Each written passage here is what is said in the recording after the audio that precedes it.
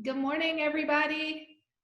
We're Morning. excited to have everybody. We're just letting in the last few people, but we're so excited today to have Whitney Long and Cheri Levy from the Southern Coterie or the Southern Sea, you might have heard. They are an amazing online community and networking hub for entrepreneurs that are looking to connect and share their story and to learn how to share it better. One of my favorite things that I read about y'all was that y'all are the virtual front porch for Southern entrepreneurs, which I thought, wow, that is like such a great way to say it. So we're excited to have y'all. Thank you for saying yes. And we thought that we would just start this morning with letting y'all share a little bit about your individual stories, how you met, and where the idea for the Southern Sea came from. All right, thank you for having us. We're excited to be here. Yeah, so you mentioned the front porch, and a few years ago, actually probably a year into this, we were fortunate to partner with Southern Living on our events, and they dubbed us the South's must-visit virtual front porch. And, you know, if you're from the South in particular, you know, just we are conversational people. The front porch, conversation, talking plays a lot into who we are. So that's kind of how that came to be. But yeah, Cheri and I started the Southern Sea, or the Southern Coterie, back in 2011. And for 2 years, we did a newsletter. We talked about the people, places, things, and products of the South. We both had an affinity for the South. And we were spotlighting those. Well, we saw that so many other people were doing it so well, we became an aggregate. So we would collect the articles about people in the South, places, and products, and we would share that in a newsletter. And we found out that most of our subscribers were creative entrepreneurs and small business owners. And getting back to that front porch aspect, they all seem to know one another. If you talk long enough, so-and-so knew so-and-so, they went to school with so-and-so's sister, sororities together, all that kind of stuff. So anyway, they wanted to meet in real life. And that's what we did in 2013. We had our first event on Jekyll Island. And I think we mentioned this the other day. We had 3 events in 6 months. And we quickly realized that that was not a sustainable model for the 2 of us for various reasons. So after that first year, we went to one summit a year, a big summit. We were in Charleston for 3 of those years. The Charleston Convention and Visitors Bureau was one of our partners, and they brought us there. And then home called. We live on St. Simon's Island, and we are a part of Sea Island here, and they asked us to come to Sea Island. And of course, being in our backyard and being a 5-star resort, it just made perfect sense. So that's where we've been the last 3 years, and we're about to be there the 4th year. Or I could be off. Is it 4 years and this is our 5th year, Cheri? You know, numbers are not my strong suit here on the Wealth Edit. But no, so we're excited to be returning another year. And the summit will be February the 3rd through the 5th, 2021, and we'll be back on Sea Island. But yeah, that kind of sums it up, I think, how we came to be. That is awesome. Well, we are dying to come to your summit. We think it sounds like so much fun. Can you tell us a little bit, like, just give us kind of an eye into what it's like to attend the summit? So the summit, it's amazing. You are surrounded by like-minded people. We mix business and pleasure really well. We think that's one of our strong suits. We have great educational sessions. We have add-on workshops. We bring in presenters from all over the country. We are often asked, do you have to be from the South to attend the Southern Sea Summit? And absolutely not. We have sponsors from all over, presenters from all over, attendees from all over. But yeah, we just kind of bring people together, and then the magic happens. We've heard so many attendees refer to it as the summit pixie dust. And you get all these smart ladies together, and great things do happen.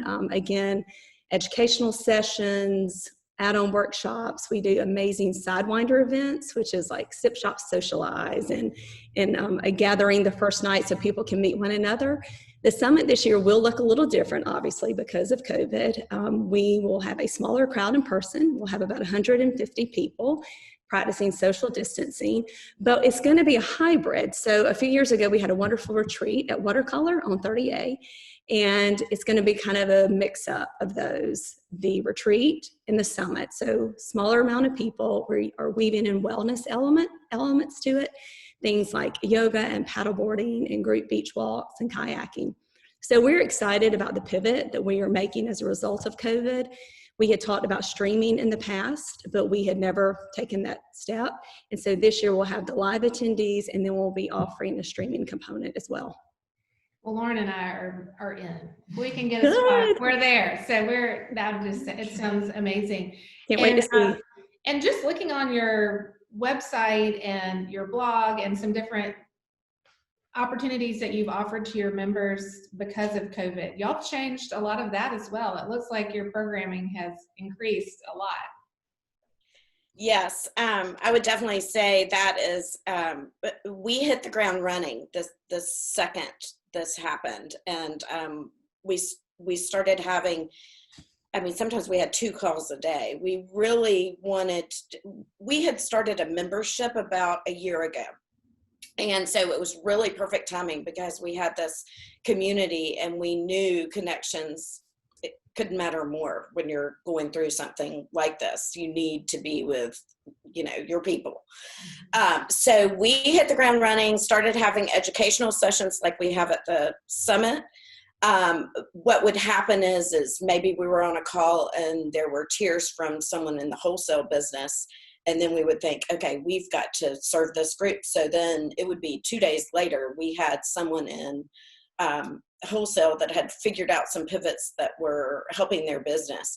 And so then they led a roundtable discussion and we'd have all wholesalers on the call. And then what would happen from that is how can we match the retailers with what's going on with the wholesalers? So then we'd have a call with the retailers so we really moved quick, and I'm proud of Whitney and I coming together for that and trying to. One of our things that we're able to do is we are good listeners, and so we can hear what our community needs sometimes before even they can. And so that's probably our God-given gift, is to try to help facilitate and sort of get them along the path. And I'm in the newspaper business, so I was watching some small business owners just really flounder. And our people were very can-do spirited. I mean, they weren't Pollyanna, but they were gritty and making those pivots. And we were really honored to be a part of that. It's been crazy, but I felt like we were all so much more confident and prepared because we were peer-to-peer mentoring. Yeah. Well, tell us, it sounds like you two have such a strong partnership. So this is just switching gears a little bit, but tell us how that partnership came to be and what you kind of worked through as business partners over the years.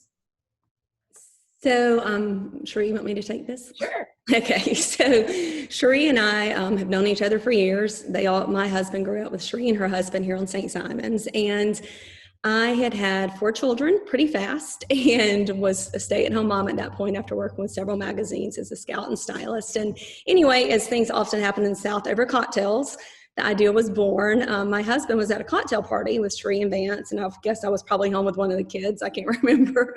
But in the course of the conversation, he was like, Whitney's really wanting to do something. She needs a creative outlet. She's taking this time off. I wish I would talk. So we set up a lunch, and that's where we, again, kind of realized we had this affinity for the South, and we were like, we want to talk about the South, and that's how the newsletter idea came to be. But yeah, so just kind of an old friendship that came full circle now as business partners. And we each, have our skill sets and our strong suits, and thankfully, those are not necessarily the same. So we're able to divvy up and get the job done. And I think it's like a marriage too. It's not like, there are days where, you said, you work through a difference of opinion, but then there are also so many days where you think the same thing, and someone can be asking us something and we answer and know that the other one agrees without having to ask. And I think that trust there is paramount, that you may have to make a decision that the other person may not be able to quickly reply, that sort of thing. But when you're on the same page, it helps those decisions become more apparent, and it makes them easier. And now on Zoom, you text each other and go, was that okay? Totally. We do that a lot, and I'll be like, I answered this way. I'm assuming that's how you feel. Right. Well, and I will say probably we're fortunate that 8 times out of 10, it's pretty spot on. Yeah, you start to get to know each other so well. The other day we went to a small church function, and there were name tags, and I wrote Emily's name. I was supposed to write my husband's name, but instead I wrote her name. And I was like, we've reached a new level here, which is good. The work wife. Well, and no, I laugh because when we go eat somewhere, if Cheri's running behind or something, I know I can order whatever for lunch and she's going to eat it. You know? Like, That's funny. or vice versa. Yeah. Well, and I mean, I think Lauren and I feel, and I'm curious if y'all feel this way, like, you know, especially when you reach some of those big moments, like where it's high stress, you know, you're taking a leap, taking a risk, like to have somebody by your side that's like, it's going to be okay. Or, you know, I've got that part of it. You know, I mean, I don't know. I feel like it doubles my courage to have Lauren by my side, just to know, like, we're in this together. I'm not by myself. Like, The time that shows up the most for us is during the actual summit. Mm-hmm. We are like the calm in the middle of this like whirling environment. And even sometimes our team can be flustered and we are like, because I think you put all this planning in it. You've done your very best. You've said your prayers. What else can you do? So you just stay calm. You can do nothing else. Yeah, that's right. what you do. Yeah, we felt that way with the Atlanta launch, and we just like looked at each other at the end, and I was like, I can't believe that. I am. That We were worked. so That was surprised. so fun. Yeah, You know, it but was- you're right, because and I was like, I prayed a lot. I prayed a lot. Planning and prayer. That's right. Okay, so switching gears again, there's just so many things we want to cover with y'all, but one of the things that I love that you do, and it looks like it's done in the conference and in your community, but you really focus on letting women share their stories and other entrepreneurs share their stories, like the good, the bad, the ugly, the encouraging parts. Is that, I feel like we want to do that, you know, at the Wealth Edit as well, because we just feel like women learn so well hearing other women's stories. Do y'all feel the same way? Yes, for sure. You know, again, it's getting back, I think, to that power of community, and it feels like a safe place. Our webinars feel like a safe place. The summit, you know, it's kind of like you all have these goals that are similar. And I just feel like that's kind of the magic of what happens at our events. Mm-hmm. A space where everybody's transparent. Like we tell every presenter, you have to tell a pitfall or a failure, or we don't believe you. Yeah. Like it is not all rainbows and unicorns in owning your own business. And part of the magic is to help others not have the same pitfalls by sharing what you're going through. Yeah. The transparency, I think, is big. And we have had several presenters from New York and San Francisco and areas, and they are blown away by the transparency, peer to peer. You know, people jumping in and like, oh, what photo editing app do you use? And what do you use for your checkout for e-commerce? I mean, just very open, very honest dialogue. And it's really like everyone is cheering each other on, which, you know, saying that our New York editors and stuff said they were blown away with that. I have to think that part of it is given the locale of where we host the summit. You know, we have people from all over, but it's always Southern locations. And you just kind of feel like you're in this safe zone, and the spirit of camaraderie is really, really fun and cool for us to see every time. Yeah, that's what we found at the Wealth Edit. I mean, we had to, as you know, from our pre-call, we had to totally pivot what we were going to do as well in launching the Wealth Edit. But like when we get these women in these smaller groups, and of course there's like 2 to 3 minutes of awkwardness because you don't know what to expect. But then after that breakthrough, it's like really the magic happens, and there's so much that we can learn from each other. I know that y'all feel the same way too, because you came from journalism backgrounds and you're teaching people how to tell stories of their business. And here it's like we're able to guide the conversations around wealth, but like you learn so much from each other because we really know so much more than we think we do. We just need like a place and a time. And also, you know, we kind of lose each other in adulthood. Like you said, you had like a decade of having babies. Like it's just really hard to connect when you're in the thick of really busy season. But yet at the same time, you might be making decisions about you know, your family or starting a business or where you're going to move in the corporate ladder, whatever it might be. I mean, it's just community is so important for women in their 20s, 30s, 40s, 50s, 60s. I mean, forever. So we love that. Now, okay. So tell us, because we talk about money. So our big question is like, how did you fund this conference from the beginning? So we were fortunate. We started out with, we were self-funded by spouses that believed in our idea. Yeah. But I would like to contend that now we are able to support and add to our home finances through the company. So there's like been this real big, beautiful moment for Whitney and me too. With becoming more financially independent as women business owners, which has been phenomenal. But they did help us start.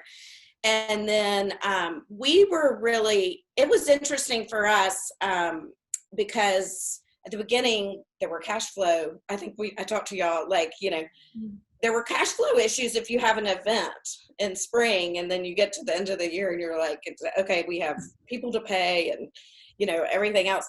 So we started the vertical of the membership for an added revenue stream and to try to balance all that. And we've been really fortunate. I would recommend that everybody have a group like this with you all. I mean, this is like a giant step forward. We had a strong accountant and, you know, now we're able to, I've got to tell Whitney, but like, just did a car. It's going to run through the company. He's given advice to her for the 529 for education that'll come out of the company. So we're benefiting. Mm-hmm. And so, you know, but I told y'all to stay, like for a little while, it's a passion project. I mean, it took us a while before we personally were benefiting from the company. So how long do you think that trajectory was for you about? Like, was it like a year? Was it 3 years? Was it 5?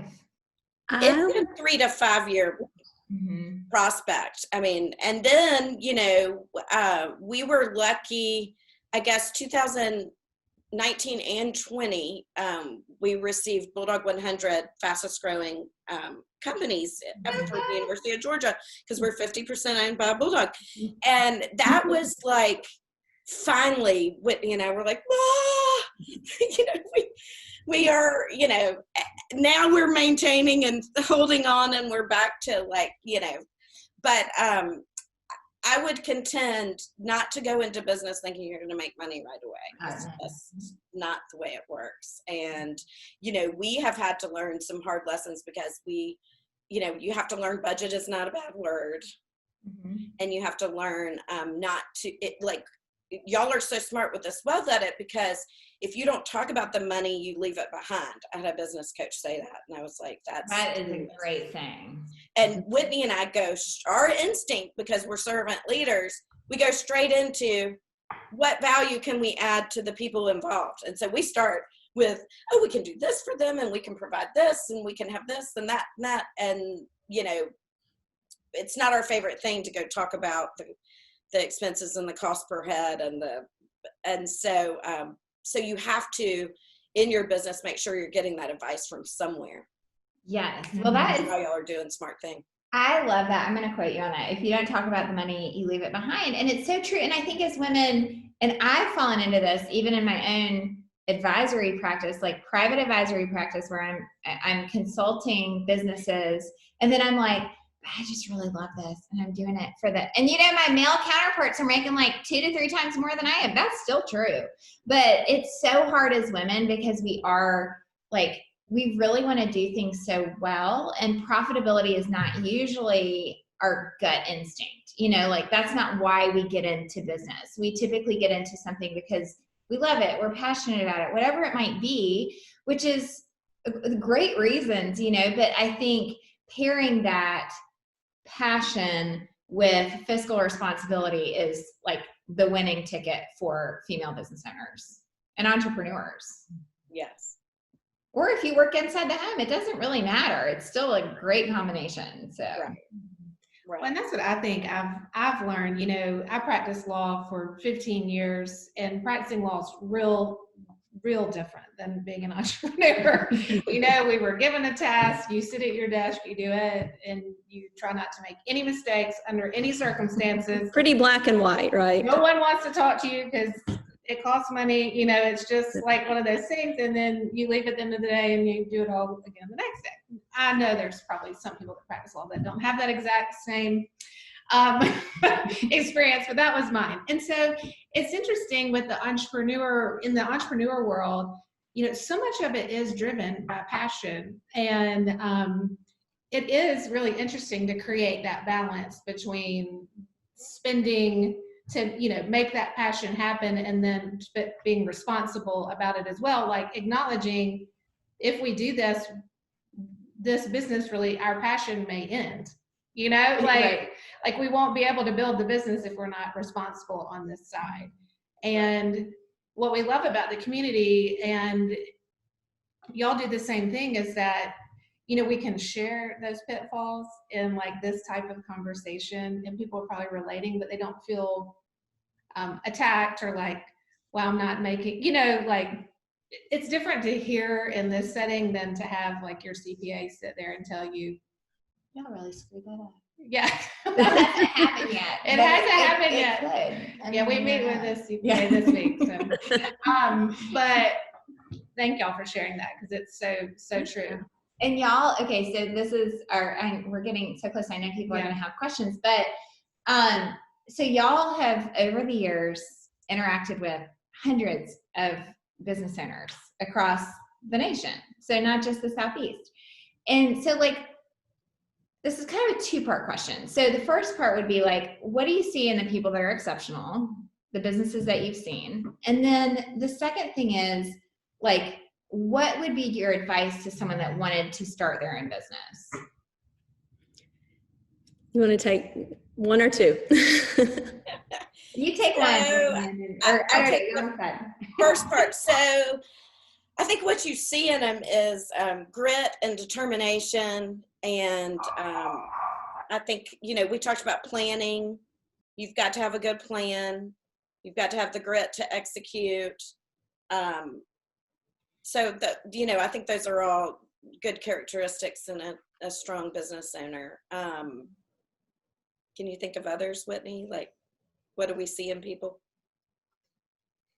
Oh, she's on mute. I had to mute myself. I have a dog that just started barking. Sorry. Someone pulled up in the front yard. But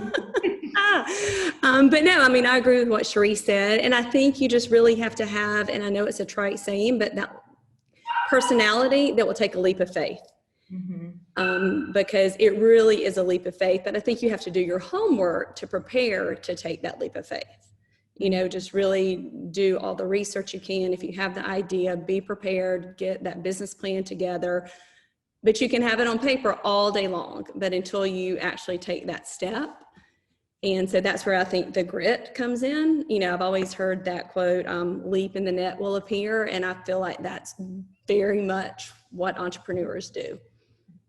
Yeah, we're taking notes. Yeah, we really But we say this all the time. I know a lot of the people on the call have heard us say this. We say present over perfect with this, because which is not, if you're practicing law and you're on the call, that's not that's not the way. You can't do that. But here, that's what you do. Another huge difference. And so, but it's been like so fun. I'm like, yeah, we can do that. Now I do like to make sure we're not going to get sued in the process, but sometimes I slow things down just a bit. But it really is freeing when you realize that, hey, we can do this. We can take the leap. It doesn't have to be perfect. Right. Especially if you have a great idea and there's a need. It's like creating community. I don't think women expect it to be perfect immediately, because community isn't perfect. Right. Relationship. And I think a willingness to listen to whoever your client is, and to be willing to try to match what they're looking for. Like we talked about earlier, just sort of seeing what we think they need and jumping ahead of them and providing it. And you're like, wait, this is amazing.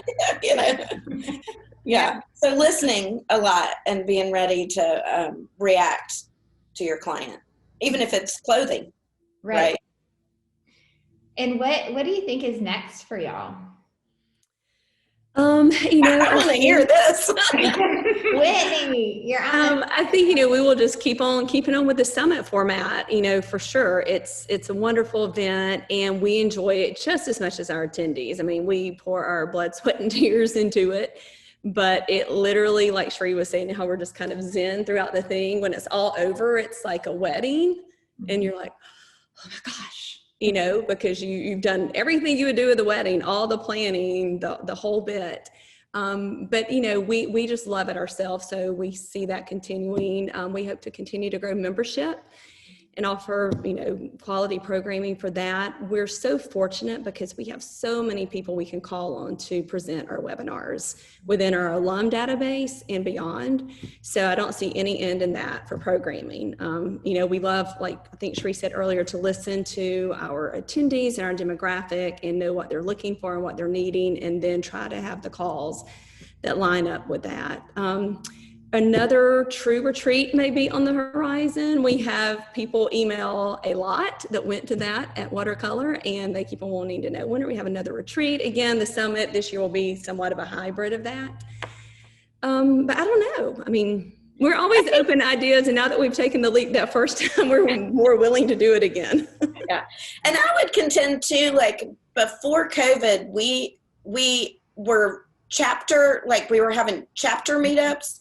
Like we went to Greenville and had a lunch, and the goodie that came out of that lunch was phenomenal. But then, you know, COVID hit. So maybe we'll get a little bit back out. Yeah, we have the Golden Isles, Atlanta, Savannah, Greenville. And again, it's just bringing that community together. And at that point, it's on their home turf too, you know, and getting to see them in a little bit of a different light as well. And usually, you know, try to visit any alums in that town, stop in their businesses, say hey, just to continue to thread that community needle throughout the year. Do you have any speakers that you're really excited about for the summit that you can reveal, or not Yeah, yet? we can, because tickets will be on sale super soon. So we're excited about that.